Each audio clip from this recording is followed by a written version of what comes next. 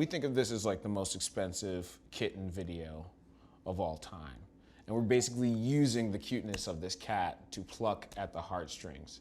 But hey, I mean, it works. If people love kittens, we're gonna give them a story where you get to see this kitten do some amazing things.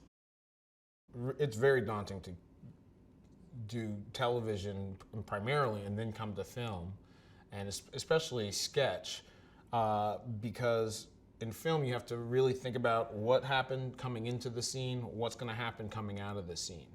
So we can't rely on our old bag of tricks of just sort of heightening through the roof and doing a Key and Peele sketch. A reality has to be maintained for the comedy to continue to work. Because if you take the reality out, then all of a sudden we're nowhere. So Peter Atencio is the director of KEANU, and he has directed 99% of the Key and Peele episodes and sketches. So he's really the third man in the trio, I should say. At this point, he's of course directed us in 300 short movies of different styles and genres.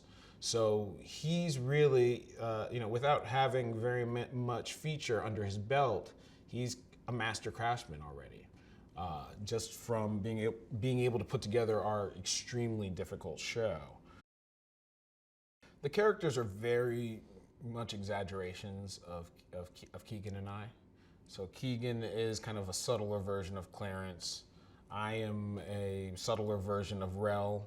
Hopefully we don't have as many problems as they do, but I think Alex and I were really trying to, we know that honesty resonates with people.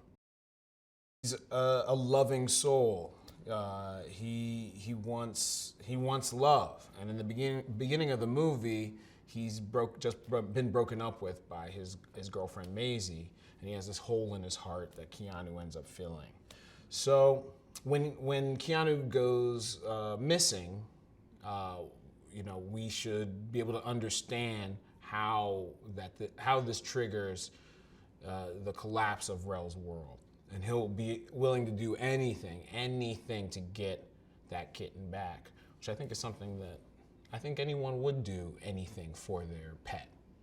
I think you would walk into danger for your pet. I would, and I'm a coward. He's this over-the-hill dude who wishes he was black, and he is obsessed with old school hip-hop and sort of like, bragging about how much he knows about hip-hop. This is a very real guy, and we sort of, when we thought of Will for it, it just clicked like, oh my God, this is always written for Will. This guy he's kind of, sniveling, he's a bad liar, all the comedic tricks that Will does better than anyone else, this Hulk character has. So Method Man plays Cheddar, who is a personal hero of mine. I'm a huge Wu-Tang Clan fan.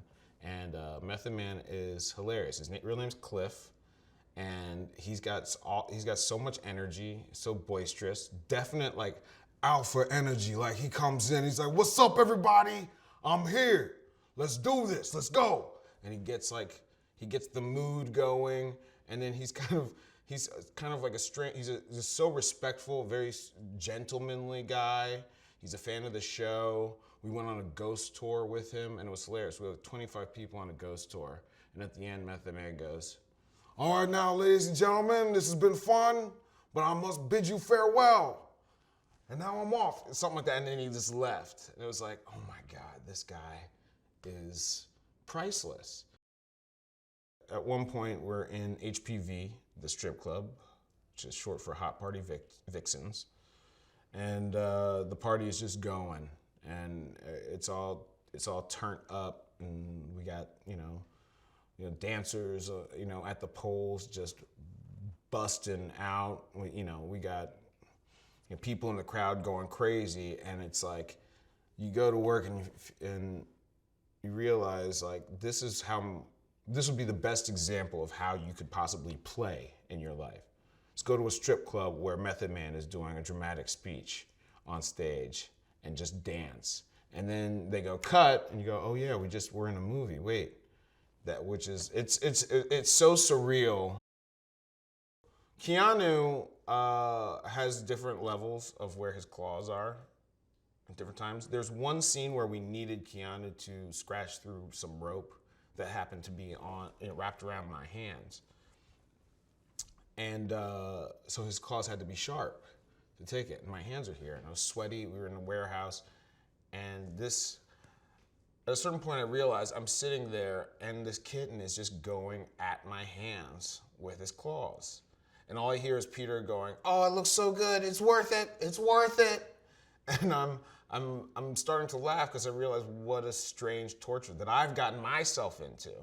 And I'm sitting here and I have sweat pouring into these fresh kitten wounds on my hands, and this kitten's just going at my hands, and that's okay. It was, you punish yourself for a movie, but that was one of the most surreal tortures. Death by kitten scratch.